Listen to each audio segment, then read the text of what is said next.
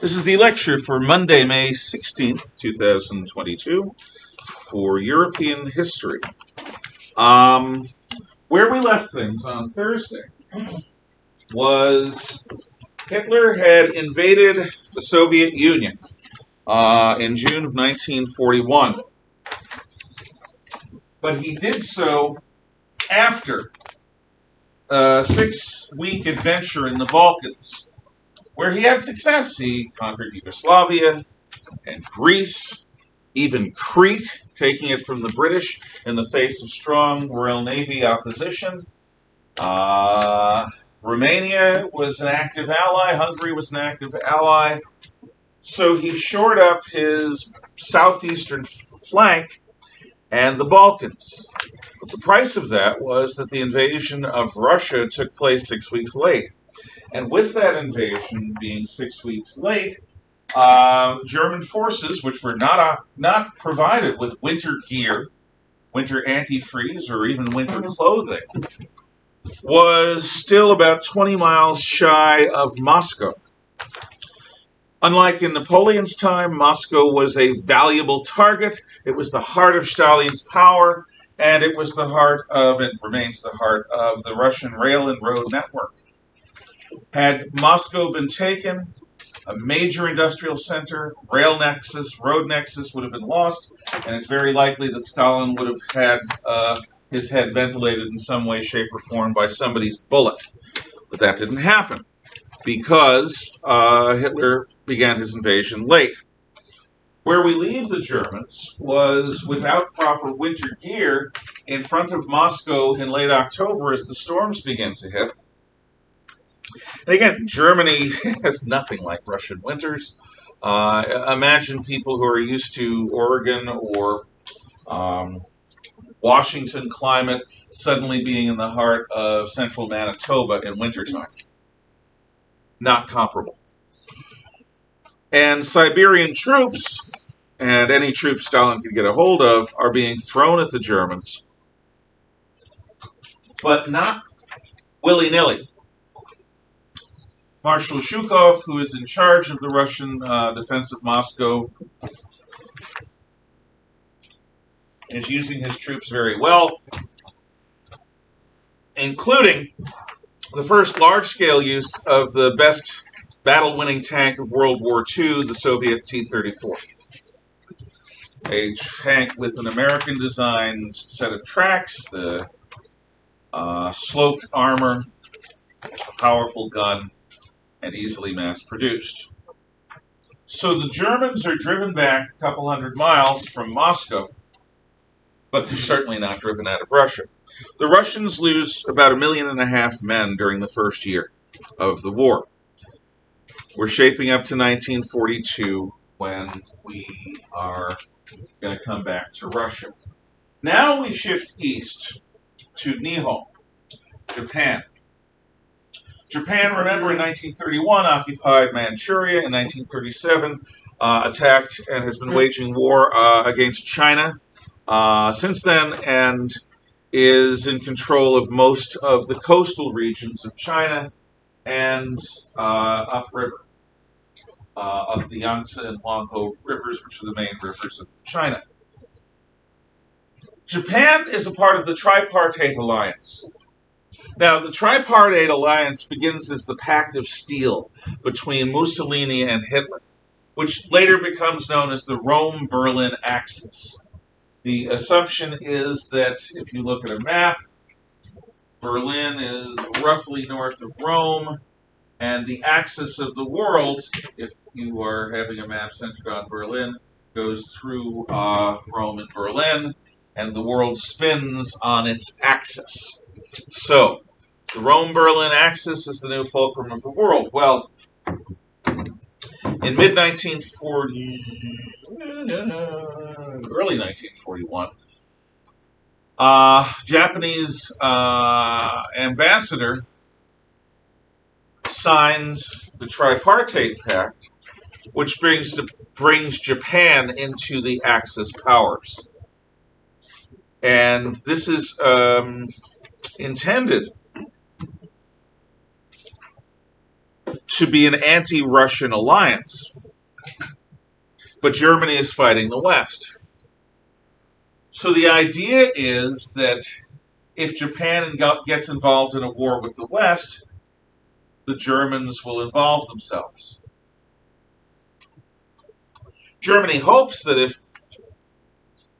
and when Germany attacks Russia, Japan will get involved. However, we have a problem. The Japanese don't agree to that. In fact, they specifically don't agree to that, and the Germans still go for the deal. A deal obligating them to go to war, but not Japan, against Russia. Why? Well, remember the Russo-Japanese War. The Japanese spanked the Imperial Russians around, in around 1939, the Japanese army in Manchuria tests the waters with the Soviets at the Battle of Khalkhin Gol. In this battle, again, Marshal Georgy Zhukov, probably the most talented and brutal commander within the Soviet army, and that's saying something, spanks the Japanese like a red-headed stepchild. The Japanese military is in serious, serious trouble. It's an old expression. It's insensitive to red-haired people. You have no souls. I don't care what you think. So I've learned from South Park, gingers have no souls. That's what they say. You realize, of course, that it's one of the few groups you can still be racist against. Gingers. You can't be racist against anyone else, but in any event, he's so horrible. Yes, I am. The idea that the Russians are weak, and no, despite Russia's terrible performance against the Finns, the Japanese really are outclassed in every conceivable way, and they know it. They don't want to go to war with the Soviets unless it's on their terms. And so they make a clause in the Tripartite Agreement that gives Japan the discretion as to if or when they'll attack the Soviets, regardless of Germany and Russia being at war. So it's an agreement that seems to benefit the Japanese, but it makes Germany and Italy look more powerful because the dominant power in East Asia is allied with them. Well, as a part of the Tripartite Alliance, the Japanese demand that Germany compel France, its puppet state, to give up French Indochina, which is France's wealthiest overseas colony. French Indochina are the modern nations of Laos, Cambodia, and Vietnam. And the Vichy government in France, which is, in fact, led by the World War I hero, Marshal Bataan, does what Hitler tells him to do. So the Japanese are invited to take over French Indochina. Okay. Now Japan has control of one of the greatest rice-producing regions in the world. Japan in Indochina is within striking distance of the Dutch East Indies. And remember, Holland is also under Hitler's rule at this time. And the Dutch East Indies has oil. Lots of oil. So this is a step towards the Japanese developing a Greater East Asia Co-Prosperity Sphere, is what they call it, which is basically an empire that comprises everything from whatever they can get of Siberia, whatever they can get of China, Indochina, and ultimately all the way down to Australia and New Zealand. President Roosevelt, who remembers the Panay incident, that was the U.S. gunboat sunk by the Japanese, levies an oil embargo on the Japanese. In 1941, the United States was a major oil exporter, and most of Japan's oil came from the oil fields of Oklahoma, Texas, and California. We stopped selling them oil. We won't start selling them oil again until they pull out of Indochina. This leaves the Japanese government, which is dominated by the army, with a choice. They can accept the demands made by President Roosevelt and the Americans and withdraw from French Indochina and lose face. Or they've got 6 months of oil reserves. They can attack the United States and the Western Allies and take the oil of the Dutch East Indies and conquer their Greater East Asia co-prosperity sphere. This is a government dominated by the Japanese army. What do you think they're going to do? So, with the oil embargo, which is a genuine threat to the Japanese economy, the Japanese cabinet changes. A new prime minister is established. His name is General Hideki Tojo. And Tojo is a war hawk, open war hawk. Now, to threaten the Japanese, the American Pacific Fleet has been moved from its base in San Diego, California, to Pearl Harbor, Hawaii. From the Western Pacific to the Central Pacific. Pearl Harbor has a single narrow harbor entrance. Pearl Harbor has a shallow harbor, which people think is probably proof against torpedoes, because when you drop torpedoes from aircraft, they go down a bit before they run true, and they'll run into the sand. But Pearl Harbor is a trap as much as it is a base. We have massive oil stocks there. We have our Pacific Battle Force based there, which is our fleet of battleships supported by aircraft carriers, cruisers, destroyers, and so forth. Now, what everyone expects is that the Japanese attack will be confined to East Asia. That particularly what will happen is the Japanese will attack south and east from Japan itself, from China, from Taiwan, and from Indochina into the American Philippines, as well as the Dutch East Indies, which is today the nation of Indonesia, towards Australia. So the plan that has long been in effect for war with Japan, made by the American General Staff and the Admiralty, is Plan Orange. Plan Orange involves the American Army in the Philippines. The Philippines are an American colony, remember, since the Spanish-American War, withdrawing to the narrow places near the city of Manila. Manila is basically like this. The city's up here. And this is the Bataan Peninsula. This is the island of Corregidor. And American guns are based on Corregidor and Bataan. Actually, this is... So, with America in control of Bataan and Corregidor, nobody's going to be able to get ships easily to and from Manila. So, Plan Orange involves the American and Filipino armies retreating on Luzon, the biggest island in the North Philippines, away from Manila to the Bataan Peninsula to set up a defense, and to the island of Corregidor. And there they will hold out until the U.S. Pacific Battle Force arrives from Hawaii. It's expected the battle force will have to fight its way through the Japanese Marshall and Gilbert and Caroline Islands, but we're confident that we can get there in a while, and our forces are supposed to be well supplied. However, that is not the plan of Admiral Yamamoto. Admiral Isoroku Yamamoto is the head of Japan's combined fleet. He is their Navy commander. Yamamoto spent his youth as the naval attaché in Washington, D.C. He's one of the few Japanese leaders who personally has experience with the United States. He was a good poker player.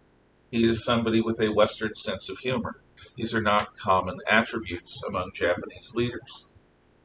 Yamamoto opposes this plan to go to war with the United States. What he says is, you have no concept of the industrial might of the United States. At that point, the United States of America was the globe's biggest factory. Our factories have since been moved to China and India, but in those days we were the arsenal of democracy. So not only were we an oil producer, we were also the industrial manufacturer of the world. Yamamoto predicts that the Japanese, if it boldly attacks, will have 6 months where it can do whatever it wants. But after that, the industrial might of the United States will come into play, and Japan will be in an increasingly bad situation. However, in the autumn of 1941, the Emperor Hirohito, the Showa Emperor, approves the plan to begin the war. As with the Chinese in 1894, as at Port Arthur with the Russians in 1904, the Japanese will begin the war with a sneak attack on a major naval base, in this case Pearl Harbor. The Japanese get their idea from the British. In the battles with the Italians in the Mediterranean, the Italian battle fleet is based at Taranto in the heel of Italy. Taranto, like Pearl Harbor, is a shallow harbor that they think is too shallow for torpedoes to work. And so the Italian fleet is blithely unaware until the British, early in 1941, used biplanes from their aircraft carriers, out-of-date, obsolete biplanes, to torpedo and bomb the Italian Navy into decrepitude. If the British can adapt torpedoes to run shallow when they're dropped from aircraft, the Japanese certainly can. So the Japanese come up with a plan that the Americans do not anticipate. The attack will not come first in the Philippines. The attack will come first in Hawaii at Pearl Harbor. The Kido Butai, which is Japan's carrier strike force, which is a term you should know. Kido, K-I-D-O, Butai, B-U-T-A-I. Kido Butai, K-I-D-O, B-U-T-A-I. The Kido Butai is the Japanese aircraft carrier strike force. It is composed of 6 fleet aircraft carriers: Akagi, Kaga, Hiryu, Soryu, Shokaku, and Zuikaku. These 6 aircraft carriers between them have more aircraft than most air forces. They are going to move across the seldom trafficked North Pacific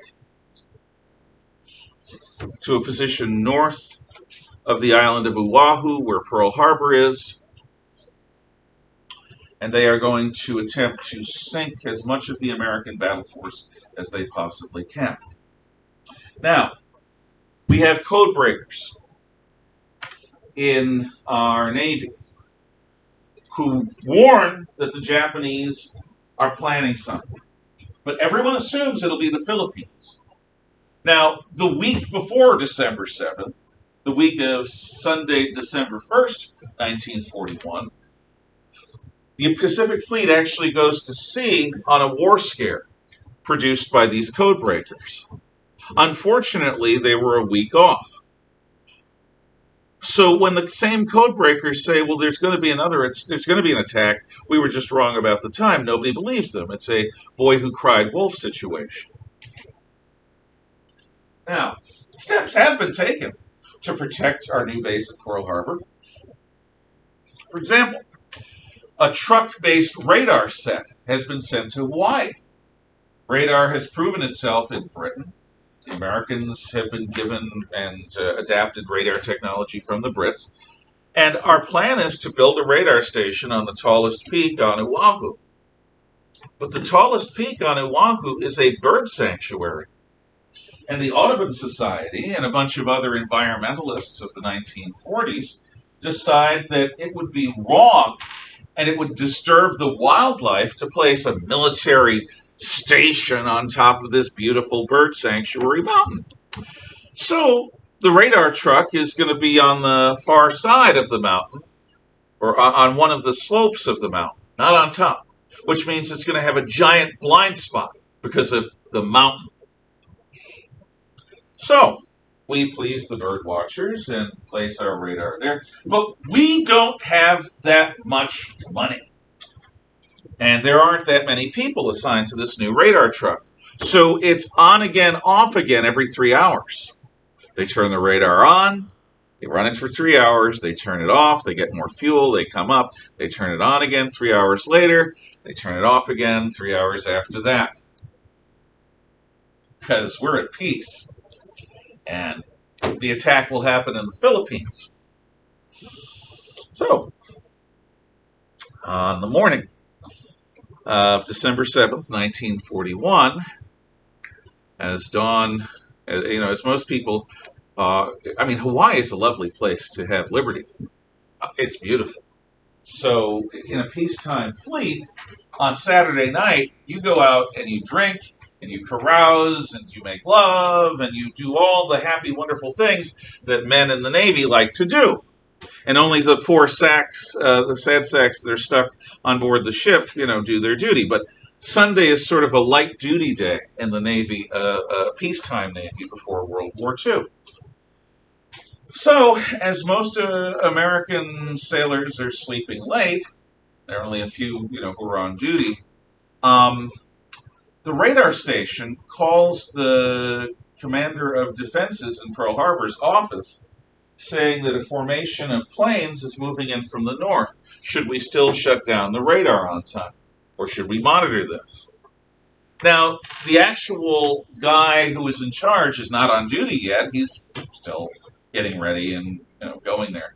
So an assistant clerk says, we're expecting some Army bombers in from the West Coast. It's probably them. Shut down and head on, get your fuel. Head on back. So, we had detected the Japanese attack, but we thought it was a bunch of Army bombers that were coming in, and we didn't want to really disturb anyone, so the radar station shut down. Japanese dive bombers, which I've explained to you, planes that are designed to go into an almost vertical terminal drive, drop a bomb, and then pull out at the last minute, and Japanese torpedo bombers, which are designed to go in low and slow, drop their torpedoes, which are the real threat to battleships, wing their way around the mountains on Oahu, and hit our naval base at Pearl Harbor. The entire battle force is docked. One of the ship's bands is getting ready to play a Sunday morning flag ceremony. And this concert is disturbed by bombs and torpedoes. People at first assume it's a drill with Army planes. No, they have meatballs on them, the red rising sun symbol of the Japanese. And within the next hour, actually, the battle force is sunk. A second wave of planes come in about an hour and a half after that, and the damage that had been done to the fleet is even made worse. Now, in some ways, it's a blessing that our fleet was sunk pretty much in its place. There were one or two larger ships that actually tried moving out of the harbor. Had they been sunk in the narrow channel, Pearl Harbor would have been unusable for weeks or months. Luckily, as these larger ships, one battleship, one cruiser, was getting close to the harbor mouth, and as it became clear they were going to sink, the ships were beached to avoid blocking the harbor entrance. Now, the city of Honolulu and the land base and the bombers that were coming in without any weapons, without any ammunition for their guns, all got hit as well. What the Japanese did not hit was the submarine pens of our Pacific Fleet, because they considered submarines to be a minor threat, and the oil tanks. Thank God they didn't hit the oil tanks. It's the same thing I say about 9/11. Thank God they didn't target a nuclear power plant. Because had they done so, we would have been dealing not just with 3,000 dead in buildings, we would be dealing with radiation poisoning spreading out from whatever plant they hit. Because they didn't hit the oil reserves, Pearl Harbor was still going to be able to function as a Navy base, even with all the damage. The only ships that were not in harbor were the USS Enterprise and another carrier. Aircraft carriers are floating airfields. They move faster than battleships, and while a battleship's gun has a range of about 25 miles, aircraft have ranges of 200 to 300 miles, longer as time goes on. The American carriers were resupplying fighter craft to Wake Island, which is an American base right about here near Japan. So because the American carriers were out of port, they weren't sunk. That night, Admiral William F. Halsey, on board the USS Enterprise, steams into Pearl Harbor to get fuel and to get out before dawn. He looks at the burning American fleet and says, "When I'm done with them, the only place that the Japanese language will be spoken will be in hell." His order of the day, once the attack on Pearl Harbor becomes clear, is General Order Number 1, kill Japs. General Order Number 2, kill more Japs. General Order Number 3, kill even more Japs. Halsey was a fighting admiral. He had good and bad points, but the man understood we were in a real war. So the United States is now fighting Japan. The next day, December 8th, 41, actually, December 9th in Washington, President Franklin Roosevelt addresses a joint session of Congress. Yesterday, he says, December the 7th, 1941, a date which will live in infamy. An unprovoked and dastardly attack was launched on the American naval base at Pearl Harbor by naval and air forces of the Empire of Japan. From that time, the United States has been in a state of war with the Japanese Empire. It is the last time the United States has made a formal declaration of war. We responded a couple of days later when Hitler, fulfilling his obligations in the Tripartite Pact, declares war on the United States, which was stupid. Thank God he made that decision. He really didn't have to. Again, there were plenty of Americans that would have been happy to fight the Japanese and leave the British to their own devices fighting the Germans. But, in this case, Hitler was angry. Why was he angry? Because American ships had been escorting more and more cargo to Britain, defying his ban, defying his U-boats, fighting the Germans at sea. In fact, we were involved in an undeclared naval war with Nazi Germany in the 6 months leading up to Pearl Harbor. 2 American destroyers had been sunk by German U-boats. Until war had been declared, those sinkings were classified as accidents. The families of the dead were told that their loved ones had been killed in accidents at sea. It was only later when the crew of the Reuben James, another one I don't remember the name, were classified as combat deaths. So now we're in a real war. Yamamoto's prediction was pretty close. For the next 6 months, the Japanese run the board. They invade the Dutch East Indies. They invade Thailand and Burma. They drive to the frontier between Burma and British India. And they land in the Philippines. The Japanese army in the Philippines marches to Manila. American forces and Filipino forces under General Douglas MacArthur pull into the redoubt at Bataan and set up a series of defensive lines. But unfortunately, the supplies that had been supposedly laid in for this weren't properly shipped. So instead of having several years' worth of rice and ammunition and medical supplies, American forces had barely enough for 3 months. That's bad. Still, we're going to make a fight of it. Manila is declared an open city. That means we don't defend it. The Japanese simply march in, and the only places we fight heavily are on the northern neck of Bataan and around the island of Corregidor, and of course in islands farther to the south.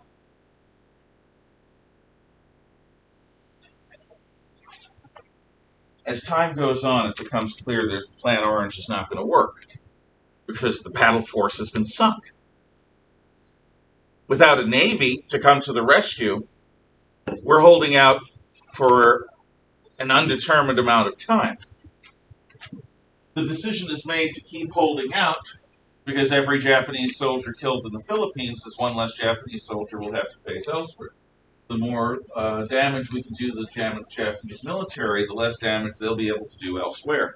And as it is, their conquests in the Dutch East Indies, in Burma, and in Thailand are amazingly successful.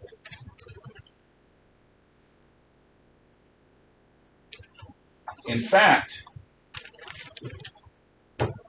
there's an event which shakes the British Empire in the East to its fundament.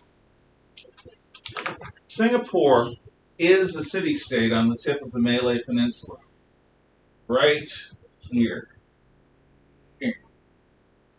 It's on the Malacca Strait, one of the most heavily trafficked seaways in the world. Now it is an independent city-state, very wealthy. Very heavily policed, but very wealthy. At that point, it was the heart of the British Empire in Asia.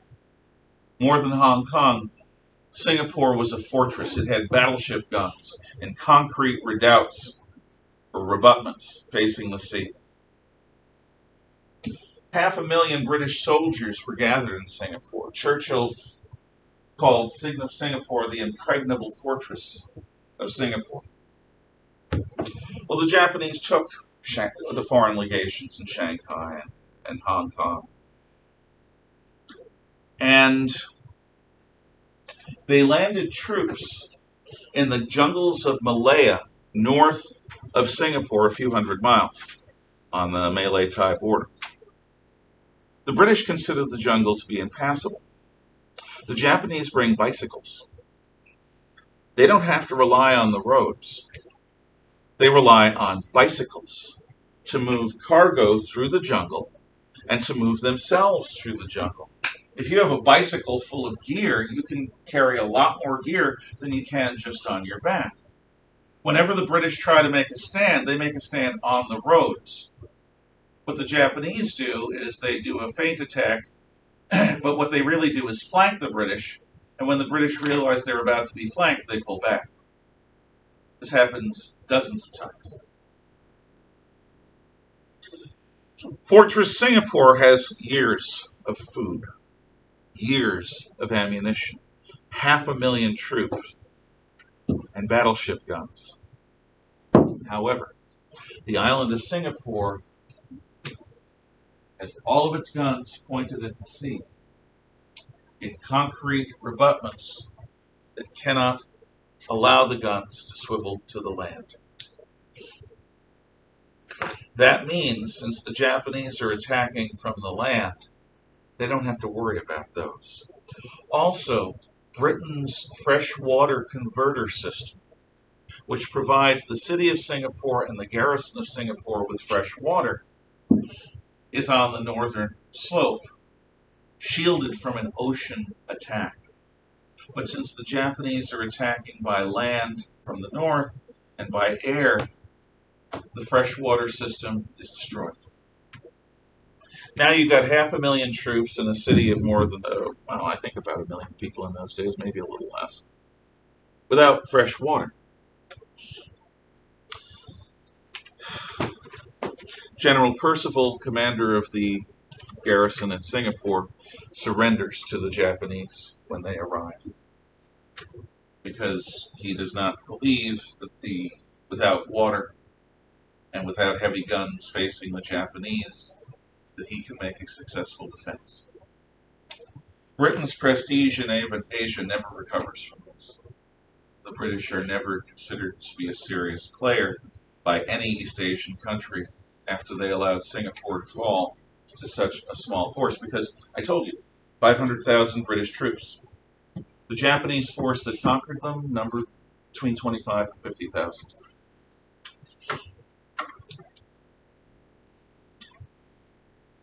This does not do good things for the morale of our men at Bataan and Corregidor. In fact, as month goes on after Bloody Month, the Filipinos and Americans begin singing a little song, or saying a little poem. We are the battling bastards of Bataan. No mama, no papa, no Uncle Sam. Remember, a bastard child is an illegitimate child, no father. They consider themselves to be abandoned, but they keep fighting. Amazingly brave. General MacArthur is pulled out. He's a world-famous general. The Americans want to keep him for prestige reasons. He goes to Australia. When he arrives in Australia, he famously says, I came through the Japanese lines and I shall return. I shall return becomes a major American slogan in the Pacific War. MacArthur shall return to the Philippines. By the way, he was told to sneak out on a submarine. He refused. Instead, he snuck out on PT boats, which are little, what do you call it? Light wood made of composite bits of wood. Plywood. They're plywood motorboats. He took his wife and young son on plywood motorboats through the Japanese fleet to get to the southern Philippines in an aircraft. MacArthur had guts. His successor, General Wainwright, holds out for a couple of more weeks, but we have no ammunition. We have no medical supplies. Yes? President Kennedy, PT. Yes, he was. Not in this campaign, but later in the Solomons. He got his PT boat cut in half by a Japanese destroyer. Wainwright surrenders the American garrison on Bataan. That's at least his intent. The Japanese make clear that they're just going to continue bombing and slaughtering American troops until Wainwright surrenders every American force and Filipino force in the entire Philippine archipelago, which are thousands of islands. Wainwright agrees because he doesn't want his men who are now defenseless slaughtered. The Japanese, once again, are wildly outnumbered by the people that they just captured. They have no equipment, they have no supplies to handle a large number of American and Filipino prisoners in Bataan. They build a series of camps up near Cabanatuan, a few hundred miles to the north. And they march America's and Philippines troops to these camps. This is called the Bataan Death March. It is not an exaggeration. For 3 days and nights under the tropical sun, Americans have no water, no food, no medical supplies, even after surrendering. And the Japanese are vicious because they consider anyone who surrenders to be a scumbucket. The Japanese have also been trained to be absolutely brutal and vicious to everyone, including each other. And so any American that even slows down is bayoneted or shot in the head. It's a major war crime. It's one of the reasons why I do not say that the Japanese military was fighting for a good cause, because the way they fought was with absolute savagery. Learn about the Bataan Death March if you want to see Americans on the receiving end of war crimes. It's pretty horrible. The survivors are brought to the camps at Cabanatuan and elsewhere, and 3 years later, 2.5, 3 years later, when our forces retake the Philippines, those who survived all of this look like concentration camp victims. Basically skeletons with thinly stretched skin, sometimes translucent, over their bones, because the Japanese systematically starved them. They also did things like behead American prisoners and bayonet them when they didn't like American bombing attacks. The Japanese would also take a number of Filipino prisoners from the Philippines and ship them on cargo ships, bringing raw materials and war supplies to Japan, knowing that when our submarines sank them, which we did, we would have the bittersweet experience of sinking ships with hundreds of our own men aboard. We did it, but it was sort of an FU from the Japanese to us. Since they couldn't stop us from sinking their ships, what they would do is they would make sure that whenever we sank their ships, we killed our own men doing so. So where we will leave this, the Japanese raid as far in this period as the island of Ceylon, now Sri Lanka, south of India, and they even threaten Madagascar. So they go not only into the South Pacific, they threaten Australia, they bomb Darwin, Australia, but they also threaten the Indian Ocean as well. And we will leave things there for next time. Questions, comments, thoughts? Yeah, did I see? I guess not. I don't see any hands. Okay, thank you. Talk among yourself. Or yawn.